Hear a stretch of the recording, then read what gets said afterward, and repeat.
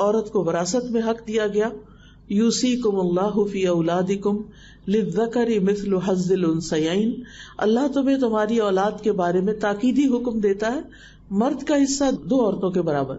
یہاں آ کر خواتین کو تھوڑی یعنی کہ محسوس ہوتی ہے یہ بات کہ اللہ تعالیٰ نے ہمارا حق کم کیوں کیا ہے.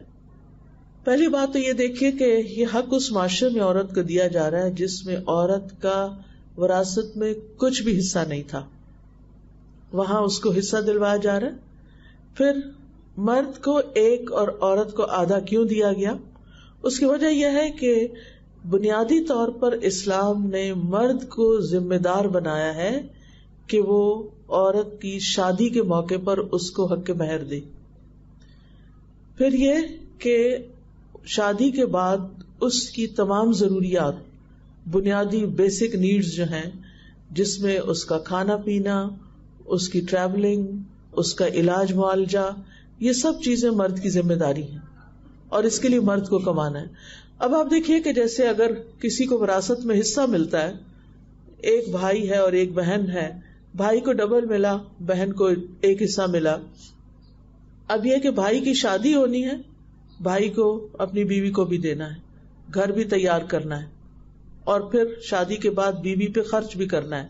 دوسری طرف عورت کو جو آدھا ملا ہے اس میں اس پر کوئی رسپانسبلٹی نہیں، نہ گھر بنانے کی، نہ شوہر کو دینے کی، نہ کسی اور کو دینے کی. وہ اپنی خوشی سے جو بھی کرنا چاہتی کرے. یہ مال اس کا اپنا مال ہے، اس کا ذاتی مال ہے.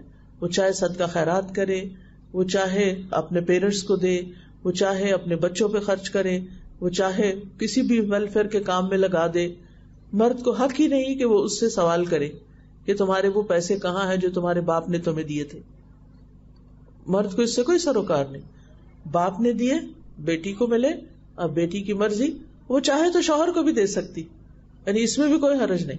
حتیٰ کہ عورت اگر مرد کے مقابلے میں زیادہ مالدار ہے، بعض کیسز میں ایسا ہوتا ہے، یعنی مرد کے پاس بزنس ہے مثلا، سارا تباہ ہو گیا یا جاب چلی گئی، اب مرد کے ہاتھ میں کچھ نہیں رہا، لیکن اس کے مقابلے میں عورت فائنینشلی اسٹرانگ ہے، تو ایسی صورت میں عورت کی جو زکوٰۃ نکلتی ہے وہ زکوٰۃ اس کے پیرنٹس یا بچوں پہ نہیں لگتی، لیکن وہ زکوٰۃ وہ اپنے شوہر کو دے سکتی.